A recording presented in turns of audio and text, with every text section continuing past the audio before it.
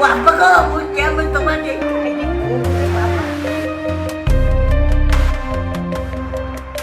রাত তখন গভীর। ঝালকাঠি সদর হাসপাতালের নিস্তব্ধ করিডর। ঠিক তখনই ঘটে গেল এক অমানবিক ঘটনা। চা খাওয়ানোর কথা বলে হাসপাতালের ভেতর থেকে এক ষাটোর্ধ্ব বৃদ্ধাকে তুলে নিয়ে গিয়ে পালাক্রমে 2 দফা ধর্ষণ করার অভিযোগ উঠেছে 2 লম্পটের বিরুদ্ধে।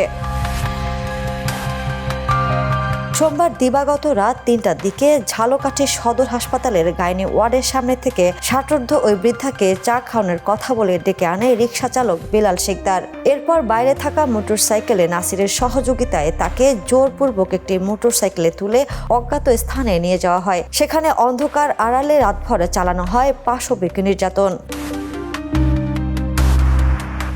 ভোর হতে না হতেই এক বুক আতঙ্ক আর কান্না নিয়ে কোনো মতে সেই হাসপাতালে ফিরে আসেন ওই বৃদ্ধা। তার কান্নাকাটিতে চারপাশের বাতাস ভারী হয়ে ওঠে। ঘটনাটি জানাজানি হতেই নড়েচড়ে বসে হাসপাতাল কর্তৃপক্ষ।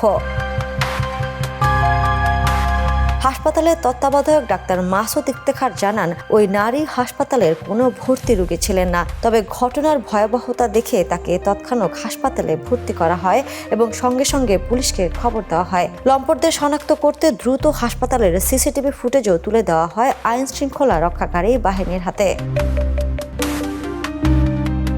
খবর পাওয়ার পরেই মাঠে নামে ঝালকাঠি সদর থানা পুলিশ। সিসিটিভি ফুটেজ ও ভুক্তভোগী নারীর দেওয়া তথ্যের ভিত্তিতে সাঁড়াশি অভিযান চালিয়ে অভিযুক্ত রিকশা চালক বেলাল শিকদার এবং মোটরসাইকেল চালক নাসিরকে গ্রেপ্তার করে পুলিশ। ঝালকাঠি সদর থানার পরিদর্শক মেহেদি হাসান জানান, ভুক্তভোগী বৃদ্ধাকে ডাক্তারি পরীক্ষার জন্য হাসপাতালে রাখা হয়েছে। এই নিকৃষ্ট ঘটনার তীব্র তদন্ত চলছে এবং আসামিদের বিরুদ্ধে কঠোর আইনি ব্যবস্থা গ্রহণের প্রক্রিয়া অব্যাহত রয়েছে।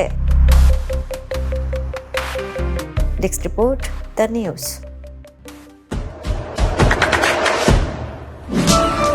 দেশে দেশে সবার সাথে, দ্য নিউজ।